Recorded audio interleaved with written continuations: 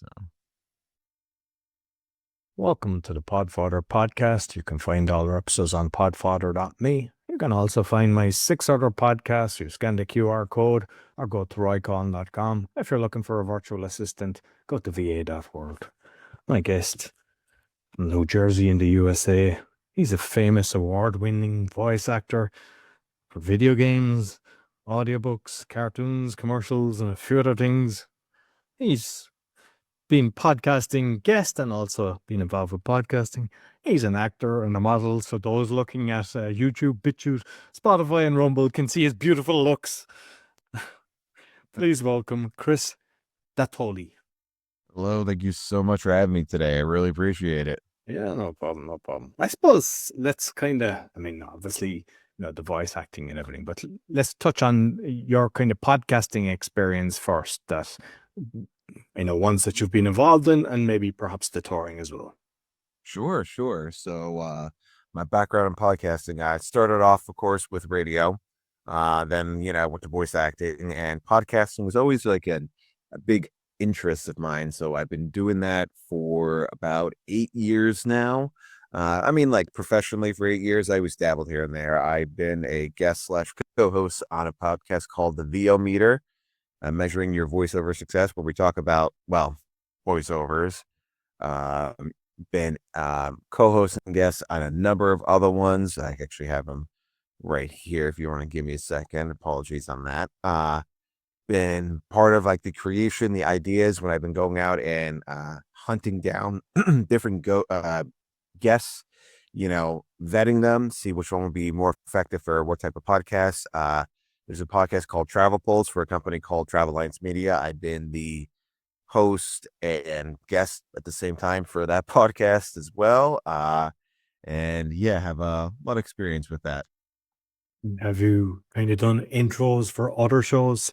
Is that part of your acting, voice acting? Yes. Yes, I've done intro for a variety of podcasts. Some of the podcasts to go back a little bit that I've been a part of were the Absolutely Cosmic podcast, Professor Game podcast, Second Act Actors, Slasher Sports Cinema, Spark the Genius, The Goblin's Corner, just to name a few I've been involved with for voice acting. I will do the intro. I will do the commercials for the podcast because a lot of them, they get sponsorships and they don't like them. The hosts don't like reading the ads. So, they go and they ask me to go read the commercial for the ads. So that's what I do for them and do the outro for them. I also, for the back end side, I sort of write the interview questions for the guests and for the co-hosts. I share them with the guests and say, here are the questions I'm going to be asking you. If there's anyone that you feel uncomfortable discussing, please let me know. And I just edit them and send them to the podcast creator and the co-host. And I'm not sure what happened there, but my computer just decided to shut the screen down, but you're still there, so I don't know with it closing. Oh no. Yeah, these things happen. So yeah, with writing the script that you said and the questions and stuff like that, because there's a few people have said that to me, sent things like that to me. I don't even look at them because I personally like it to be natural, but I know a lot of people, they're asking for that, they want that, they're afraid of it. What's your experience with that? Have you found that it actually helps have a better conversation? So it gives, depending on what it is, I'm a big fan of going off the cuff, like you said. When I was on the BL meter, all the questions I asked were off the cuff because it gives a more, like you said, a more natural response. So it doesn't feel so like computer generated, if that makes sense at all. It doesn't sound more like robotic. Um, I, will say like, all right, so what's the topic for today? Here's this guest, what they've done their whole life. Here's some things, some accomplishments they have. What questions you want me to ask? And then I'll just say, all right, I'll come up with the questions with the director slash co-host slash host and just say, all right, here are the questions you want to ask. And I always say, here are the questions we're going to ask, but we're also going to be improvising a little bit, but it won't go too far off script. Some guests find that reassuring. Some guests prefer it that way. Some guests are like, oh yeah, sure, and a lot of them, but look good 40% of them don't even look at the questions and they're just like, oh, okay, no problem. Sorry, my phone just went off. That's both of us said something and that's keeping it real. Right now, I thought it was going to shut down. And you're like, So that's what I find. When asking the questions off the cuff, it gives a little more. Sometimes there's a little bit of like an awkward pause between, the host and the interviewer. It's kind of like, oh, or the guest, I should say, like, oh, give me a second to think about that. So it's a little more editing in the background, but I kind of like that because it's again showing, it's being more real. Um, Sometimes I'll say like, hey, here are a few ideas I'm gonna say, or here are a few questions I might ask you to the guests. But this is completely off the cuff. If you want to think about it, go ahead. And here's or basically here's the topic I'm going to be talking about with you today. We're going to talking about, how video games can, or how Dungeons and Dragons can help inspire you to become an actor. And here's why. So when I was doing the research for it, I was looking at a lot of the voice acting that you've done, whether in games or stuff. And your voice sounds familiar, especially like for ads in America and stuff like that. Because sometimes if you're watching something, ads will come on. I mean, I rarely watch the telly, but just say if it, yeah. So I know there's some of the big companies that you've done. So what ads have you done that people, or maybe the companies that people might know? Because for sure, it sounds like I've heard your voice before. Absolutely. So I have done a few for Lowe's. I've done a few for Starbucks, Disney. Um, I'm drawing a blank. I guess I need more coffee, but there was one, I think it was called Hot Ones. It was for about the show directed by Eva Longoria about the guy who started the hot Cheetos, his story and everything. Flamin' Hot. That's it. Flamin' Hot. I did a few commercials for that. Manasquan Bank, Nickelodeon, I've done Cartoon Network, and trying to think a few big ones. Yeah, that's just to name a few of what I've done. Oh, NFL Network, I've done. And yeah, No, excellent. And like with you've done audiobooks as well. And I suppose where I want to kind of go with this, I want to kind of one for people to protect their voice. I suppose let's start off with that because sometimes like there's some podcasters they're doing 10 5 shows a day and they're over yeah, there. How should they protect their voice? Because I know you've done a lot of training and everything. So you absolutely. That's a great question. So I'm a big fan of warm ups every single morning. As soon as I wake up, I chug about a 16-ounce glass of water to one, wake up my organs, but it takes 2 hours for that to go through the body. So I wake up, have a glass of water, then I start throughout the day, and especially in the morning, I do vocal warm-ups. I took choir when I was in middle school, high school, and in college, Glee Club. So a lot of the voice exercises we do there, flows well with voice acting. There's a lot of tongue twisters that I do, and also I just keep hydrating. I will drink tea too because coffee. I do have a cup of coffee. Not like I'm completely against coffee. I love coffee, especially black coffee. But that also kind of messes with your voice a little bit because it creates a lot of that sound. So I'll have tea. I'll also there is a group I'm a part of called the VO Peeps. She sells a vocal throat spray that I have right here. This was actually made in the mind of heavy metal singers because they do a lot of screaming. And a great testimonial. I gave this to one of my good friends who's in a heavy metal band, and he said, "Dude, I could go all day with this. So like, try it out." I'm like, "All right." So like, I got that was like a best testimonial I ever got. So I just spray this. It works well. There's also I believe it's a Chinese syrup. Forgive me if I butcher the name, everyone out there, but I think it's called Neem Po Pai. It's also called Hulk juice because Fred Tetzscore does the voice of Hulk. He uses it, and it sort of like coats your throat and helps you like scream a lot more. There's also a lot of nasal exercises that I do, and there's a lot of as weird as it sounds, a lot of tongue exercises that I do. That really, and I find like every time when I'm done doing a session, I'll just take some water, warm up my voice a little bit, and when I'm done, I don't talk, which annoys the hell out of my family because I'll be like, can't talk, can't talk. I don't whisper because that actually hurts the voice more, and I still do more and more warm ups, which again annoys the hell out of my family because I don't know where they'll hear me just going. Why in the world would a whale want water? When a whale wants water, will a whale want dry? Why in the world would a wet whale want wet water? When a wet whale wants wet water, will wet whales dry? And I'll just do a bunch of tongue twisters like that. And they'll just be like, Dad, what are you doing? I'm like, just keep my voice in tip top shape. And I'll make sure to take uh, breaks throughout the day. Be like, all right, vocal rest right now. I really need time to kind of, one, meditate on my day, but two, also I need to relax my voice. This is sort of like if you're going to the gym, you got to warm up your muscles and you have to rest in between and you have to take care of them. If you don't, you injure them and then everyone's in trouble. I'm used sometimes because I mean I've got 6 shows.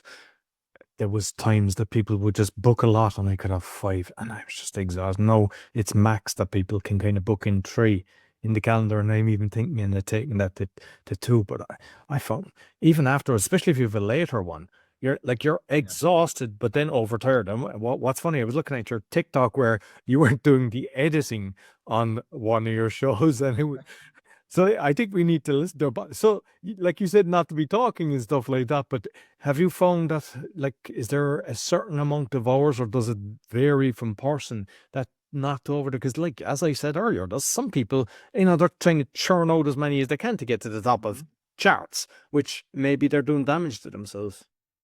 It's an acquired skill because it's time management. And I come from a military household. My father to this day wakes up at the exact same time, does the same thing at this time wakes up, I think 4, or if he's sleeping in 5 a.m.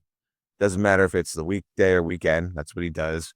I know for a fact I'll find him in the kitchen drinking a cup of coffee at 5:30 every single time. And he'll get up and go to work, or he'll just, do a few miscellaneous things around the house. And then he always came home. There were a few exceptions, but he always came home at the exact same time, no matter what he was doing. Always had his routine, and then always went to bed at the exact same time. Of course, a few exceptions. Weekends he stood up a little bit later, and I just sort of adopted that because I say, all right, from this time to this time, this is when I'm working on projects. If there's a few auditions that pop up, I'll just jump in the booth and do them real quick because a few of my agents, since I'm based on the East Coast, a lot of my agents are on the West Coast. So there's a 3-hour time difference and they're 3 hours behind me. So where it's, 9 o'clock my time, it's 6 o'clock their time. So they're still sending me auditions. So I'm like, all right, you know what? I'll quickly do this. So I will try to not do as many auditions at night because I want to spend time with my family. I want to, ask them about their day, spend time with my newborn, help my wife out. And if I know for a fact I'm exhausted, like I know like I can't take an intense session, I'll just go to bed early and I'll wake up super early the next day, usually around 5 a.m. and for an hour do my exercises and then start and then record everything. So I would say, like, trust your body. It takes a long time to understand your strength and weaknesses of your body, know where your limits are.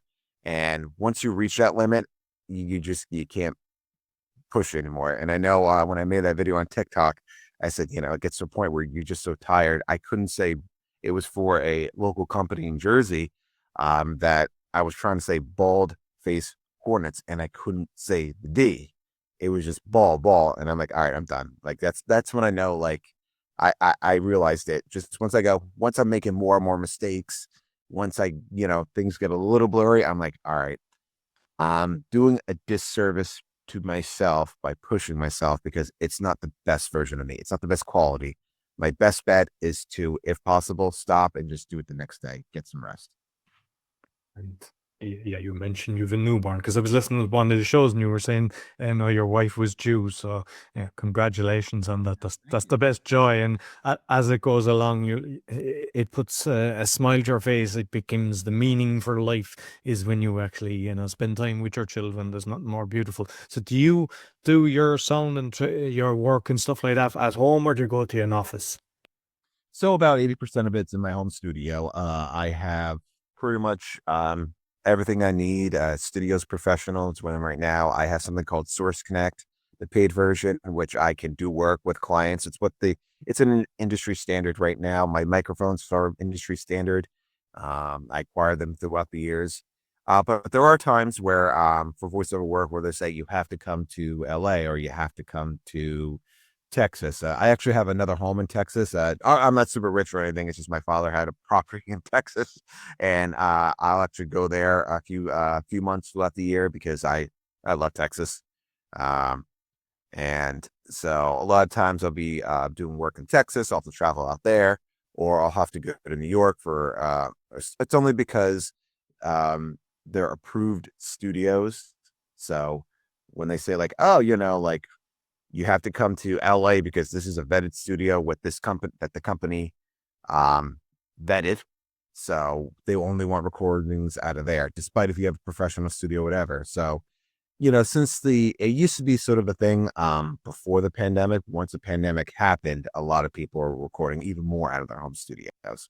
Not like it didn't happen before, but it became more and more frequent. Just if you have a home studio, here's what the gear you need to have, here's the equipment you need to have. So I would say probably 80% of my work is done in my studio. A lot of the voiceover work I will have to travel to. Anything on camera work that I do, I obviously that I have to travel for.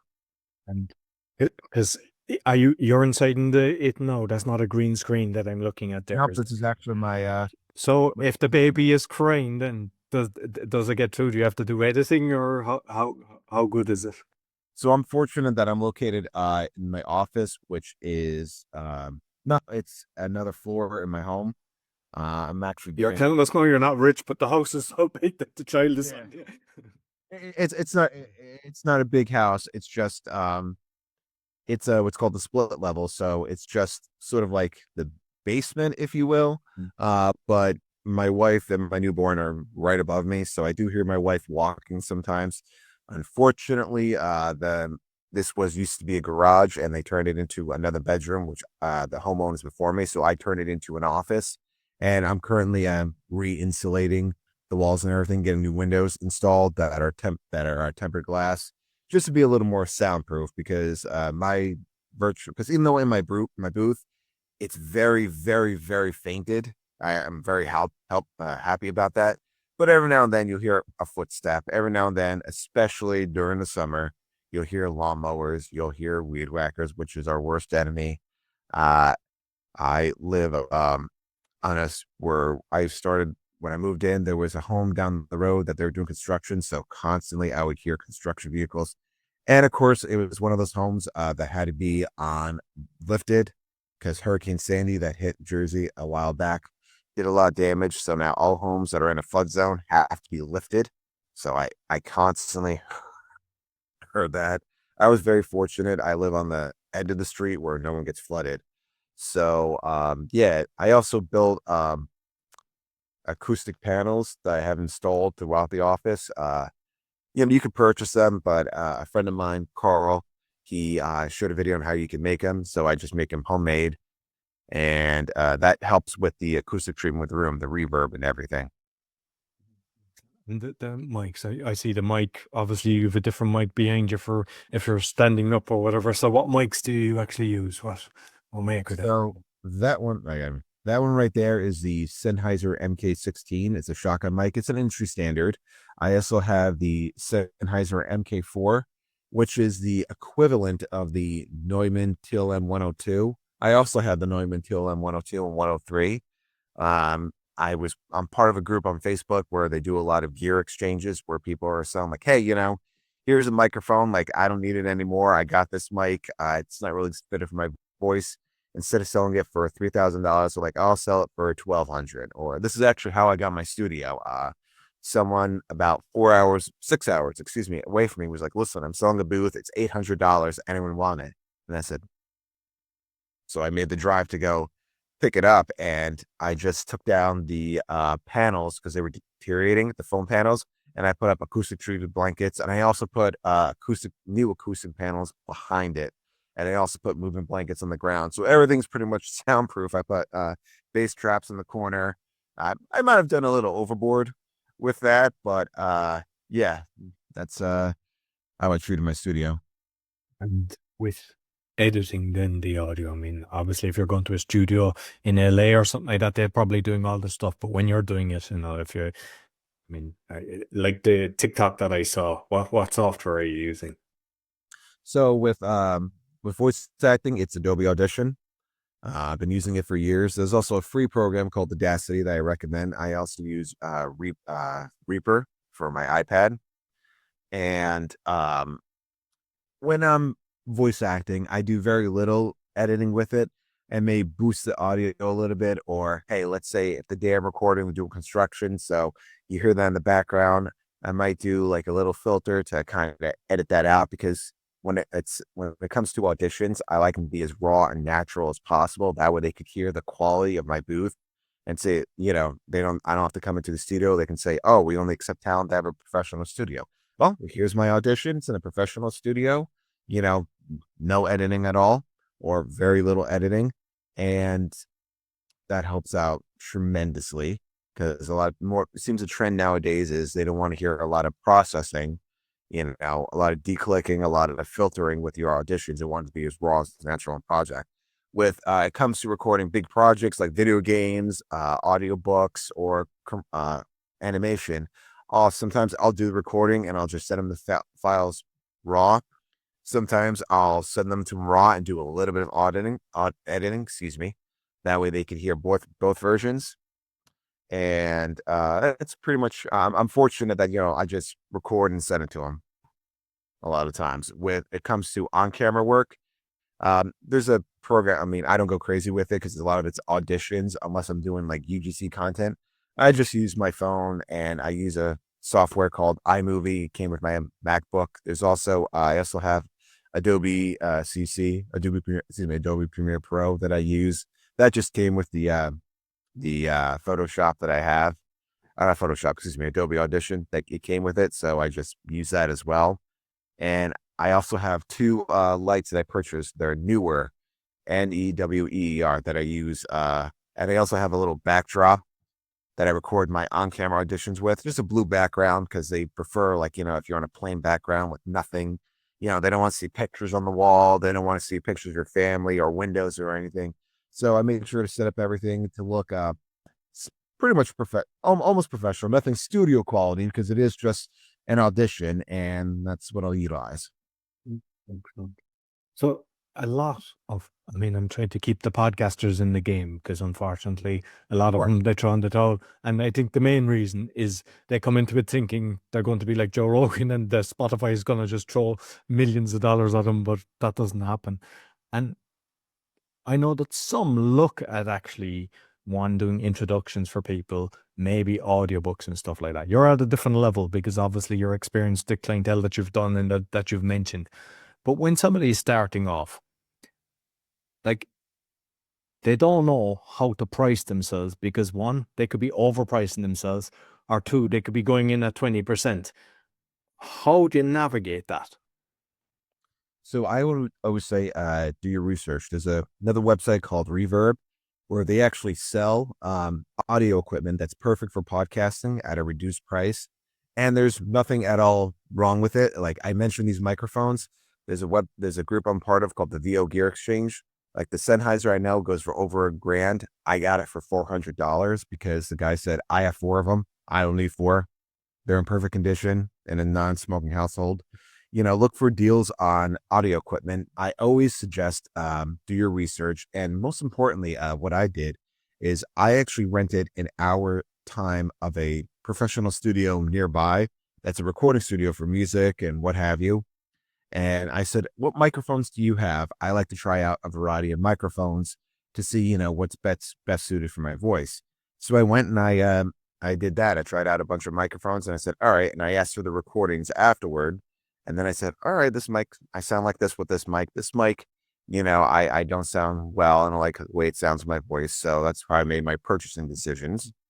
And I, again, see, there's different groups out there with podcasters that are selling some of their equipment, whether it's acoustic panels or anything. If you want like a real affordable, I don't want to say cheap, but cost-effective solution for acoustic treatment, you can go to Harbor Freight or any hardware store and buy some moving blankets and make a little makeshift booth out of that. The first booth I made, I actually used PVC piping and a bunch of moving blankets. It was in my old apartment bedroom.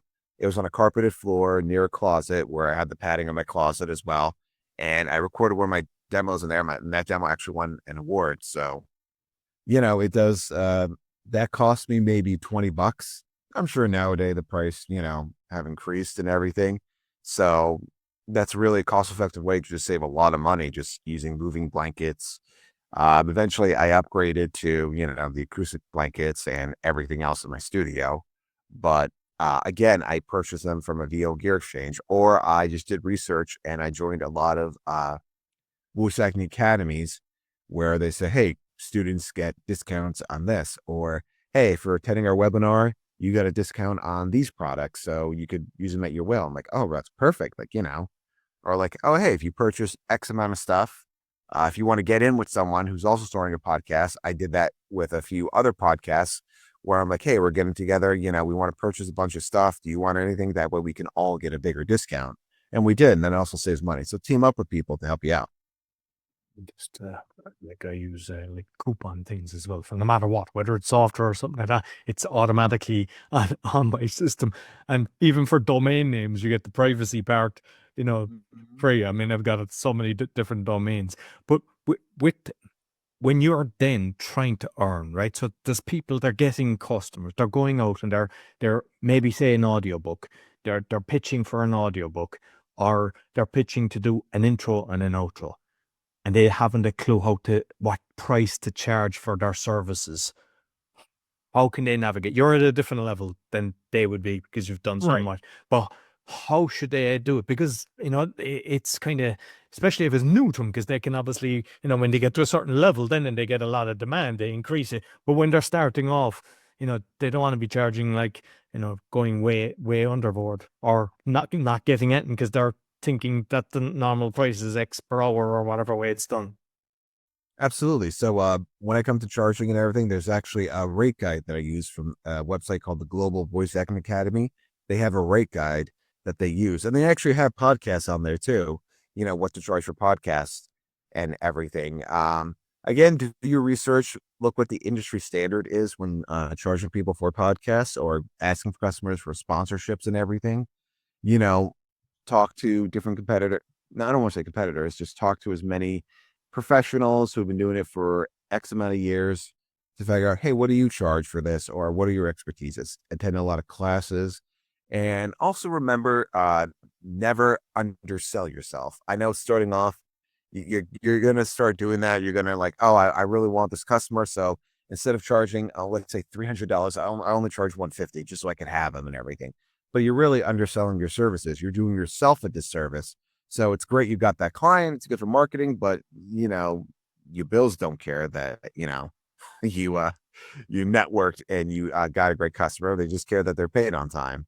So I just network with a lot of professionals. Do your research and find out what the industry standard for charging people are. I always again go back to the Global Voice Acting Academy rate guide. That helps me out tremendously. And once you charge for your customers, become standard and set your price with it. Don't undersell yourself. Figure out, all right, how much should I pay for all this stuff?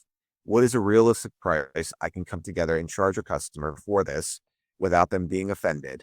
And also remember, it is your time. It is your work. This is, your livelihood. So don't don't undersell yourself with that. Charge your rates, stick to them. If a customer is upset with like that, another trick that I do, I always ask people when they say, well, how much do you charge for voiceover? I say, well, what's your budget? Like, what's your, I take a lot of sales courses, marketing classes out there, because I've been in the marketing field for 14 years as well.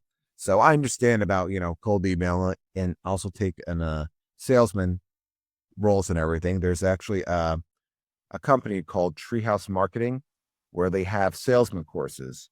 And it's for like, homeowners, for like services like roofing, crawl space encapsulation. But their strategy for a salesman, it flows through. And they say, whoever speaks first loses, And so they asked me like, oh, what do you charge for voiceover rate? What's your budget? What are you looking to get? Like, what's like, I want to understand your project a little more, hey, we want to be guesting your podcast or we want to sponsor it. All right, what are you looking to, what kind of partnership do you want to work together? Do you want me to sell your services? Do you want like a mention every 15 every 3.5 minutes of my podcast, do you want to mention your product? Do you want like certain highlights on different things? Like, what are you trying to get? And, use that when it comes to your pricing. They say, oh, I want this mentioned every 5 minutes, or, oh, hey, for an outro, this is what I want. I want it to be this long. I want it to be this many words. I want you to mention this. Oh, and it's going to change X amount of time. So, I want you to be flexible with revisions. All right, well, here's my price with that. With audiobooks then, because I'm not sure last I heard, but that was a 4-month episode. It was 15. There might be more now, but I'd love to know it kind of for if someone's thinking of doing that, because there's obviously probably people you just do the recording and send it on, and there's maybe perhaps you have to do the full editing. And is it done per kind of 100 pages or per word? Because I mean, some books there's so many, there's some books that I read and you need the magnifying glass to read it. And there's others I could read it from across the room. So is it priced per word, or how is it priced? And like, do you then allow the time that you think that would kind of your rate as such? Absolutely. So there's different prices. So if it's I do it per hour. So if it's per raw, like no editing whatsoever, I charge, about 225 per hour, per raw hour. If it's editing that I have to do, it's per finished hour. So that could be between $200 to $500 per finished hour, depending on how long the book is. If it's a 2-hour book, I'll go a little more on the low end. If it's a 14-hour book that I got to sit there, because it's going to take you double, if not triple the amount of time to edit everything, because if you don't have an editor. So, or you could do a hybrid agreement, which is royalty share plus an X amount. So I'll do, let's say for a hybrid agreement, it's $100 per finished hour plus a royalty agreement. So royalty share. So I get 5% of your sales or something like that. If you're doing a add-on, or you have to hire a audio editor, which is what I did. Unfortunately, he retired, so I can't use the services anymore. I would say, all right, all right, this book, it's, for example, $325. All right, I got to hire an editor. All right, he's $75 an hour. So I'm like, all right, so it's going to be about $400 an hour. So per finished hour. So I record and I send it to my editor, and he'll just say, oh, hey, by the way, you messed up on this line. You got to redo this. I'm like, hey, there was some noise here. You got to redo this. And he was quick too, which is so sad. Why I was heartbroken when he retired, because he was so good and he took audio engineering. So look for an audio engineer to help you with that and find out what their rate is and include it in the pricing. So some people, what was wonderful with him is him and I had an agreement, and he said, listen, if you can bring me like X amount of audiobooks per month, here's what I'm going to charge you, and I'm like, all right, perfect. I'll work that into my pricing. Like I would bring him about 5 audiobooks a month, and he'd be like, oh, dude, this is perfect. That's what I need. Tell you what, I'll charge you $50. Like, this is for me and him. Like, I'll $50 per hour. Add that to your pricing. You're good, buddy. I'm like, oh, that's awesome. So whatever my pricing was, I just add an extra $50 and include that in the price. So when it comes, sorry for the long-winded answer. No, that's all relevant. It's very good. Yeah, if you're doing all the editing yourself, make sure you pay yourself the job of an audio engineer. So include that in your pricing, because like I said, it's going to take double, if not triple the amount of time. So if you're doing a 1-hour book, it take maybe 3 hours, depending, because you're going to hear a few you have to have a keen ear for hearing any audio disruptions in the background. And if you're doing a 14-hour book, well, first of all, God help you, but all, because it's going to take you like double the amount of time. It's going to be 28 hours. You're going to be working on the audio editing. And a lot of people, when recording audiobooks, they use a clicker. So they'll notice, so if they mess up, they'll do a clicker, and you'll see that in the audio lines. You'll be like, all right, here's where I messed up. Or there's something called punch and roll, which one of my good friends and coach, Roy Yokelson, taught me about auditing in Adobe Audition. That way, it's sort of like, if you mess up in a line, you could stop and go back a little bit, and it'll pick up where you started off and just record where you messed up. So it won't screw up anything you did previously, but you'll continue off, and that way it's less editing in the future. I always recommend people take an Adobe Audition class with him. He's incredible. That clicker is a handy one. I didn't have a clicker if I was recording. I just give a clap so I see the spike in the frequency. Yeah. I actually used to use a Snapple bottle, the Snapple bottle caps. I'm like, all right, But yeah, a lot of people use a clicker so they can go back and just finish recording. I'm very big. If I messed up, let me stop where I'm at because it does less work in the future. I'm all about fixing my mistakes right then and there. Yeah, I think you're right. And just with the royalty, because I've heard of some people, they do different things with the royalty. Sometimes like they're not paying and then they're doing the royalty. I understand if it's done through kind of blockchain technology, that if the royalties come in automatically, but sometimes you're kind of relying on someone to pay the check. Is there ways of protecting yourself? Because what I've noticed is when things are okay, small and whatever, there's no problem. But if it takes off, then they're less inclined to give you your commission. Is there a way to protect yourself? Yes, I definitely include a writer for every audiobook, a writer that I include for every audiobook that I do. Have a contract ready. Look for different examples. There's a lot of audiobook coaches. Take time with them and say, hey, listen, I like to pick your brain. Let's say, ask them the exact questions. Like, how would you protect yourself? Or there's a lot of resources on YouTube. You can look up Johnny Heller, Scott Brick, who are very big in the audiobook industry. And, see like, well, what do you do to protect yourself?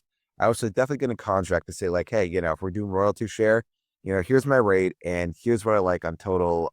That's why you need to take a business class and a salesman class, a marketing class, just to kind of understand and protect yourself because you're starting your own business. So you definitely need something to, you need it from you to understand the industry and everything and, business ethics. So definitely something to protect yourself. They shouldn't be offended by that because they want your voice, the customer. So, like, hey, listen, here's, show it to your attorneys. I'll show it to mine. You can be yourself or you can hire an attorney. And, here's what we can do to protect ourselves and work together. And that guarantees like, all right, here's the writer saying you're never going to use my work more than this.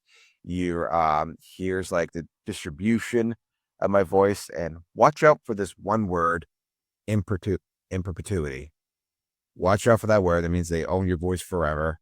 Uh, I'm not a fan of that. So Especially with AI, because they can use your voice now and they could even do an audio again. Are you afraid of the A? And way I ask is at one stage, because I get a lot of kind of beta testing because of my shows and all this stuff. And one of the guys was doing, like say little clips. He was going to do them in Spanish. And I sent, and they were so good. And it was like even looking at me, but the voice was my voice and the thing. But I know that they could even record me in English doing something else. And where do you see it going? It's scary so because there's so many professions that are going to be lost. And I'm just wondering what's your thoughts on that? so it definitely is a gorilla, the 800-pound gorilla in the room. You just have to understand. There has been a number of jobs that I've lost because of AI, but they also contact me back and say, listen, we want to use your voice again. We made a mistake with AI. So I'm not incredibly threatened about it. I'm understanding it, but to protect yourself, there's a group I'm part of called NAVA, the National Association of Voice Actors, where they actually have an AI writer that protects you, saying like, you will not use my voice to train for AI. You will not to really protect yourself fully from AI. You're not going to use it to train AI. I'm not going to be associated at all with AI. So that protects you. And I definitely, on top of your contract, whatever project you do, make sure you include that. So anytime I'm doing work with an indie studio, I say, here's an AI writer. Would you mind signing it? It's just saying you're not going to use my voice for any type of AI training, especially if it's in perpetuity, because sometimes you can't escape that. So I said, this is going to protect me. I don't want my voice because that happened to a voice actor. I believe it was Bev Standing, who with TikTok. She did work for a Chinese company and they sold her voice to TikTok. And her voice was like the one doing the dubbing for all the videos originally. And, she was losing work because, people were using it for not appropriate things for their TikTok videos. And, she sued TikTok and they reached an agreement with that. So that's where the AI writer came into effect because of that to protect yourself. So make sure you have an AI writer to help yourself to protect yourself. First, thoroughly enjoyed it. You've shared very valuable tips. You might let people know where they can find you. Absolutely. You can check me out on social media. All my social media channels have the same handle. It's at Chris Dattoli VO. Chris, Chris, Dattoli, Dattoli VO. You can also check out my website, DattoliVoiceovers.com. I'm going to be appearing at a few conventions lately. That's going to be listed on my website. And yeah, I love to network. I love helping people out, whether it's podcasting or in the voice acting or acting field. I love everything about that. It's such a great, fun field. And I always like to just leave people with this quote: growing up is inevitable. Growing old is inevitable. Growing up is optional. Never lose your inner child. Follow your dreams. It may take a little while, but hard work pays off. Dreams come true. The thing is, with your newborn, that keeps you young. That's what I feel. It just keeps you young, and that's the joy of totally agree with what you just. Thank you very much, Chris. Thank you so much for having me. Yep. So that's all for the Podfather, and also the Speaking Podcast, because I think all of the information that was shared will benefit that audience as well. You find all my podcasts on roycon.com or scan the QR code. If you're looking for a virtual assistant, go to va.world. Sure to give us a thumbs up, 5-star rating, and share with your friends, because there's a lot of valuable content there for people to benefit from. Until next week, take care.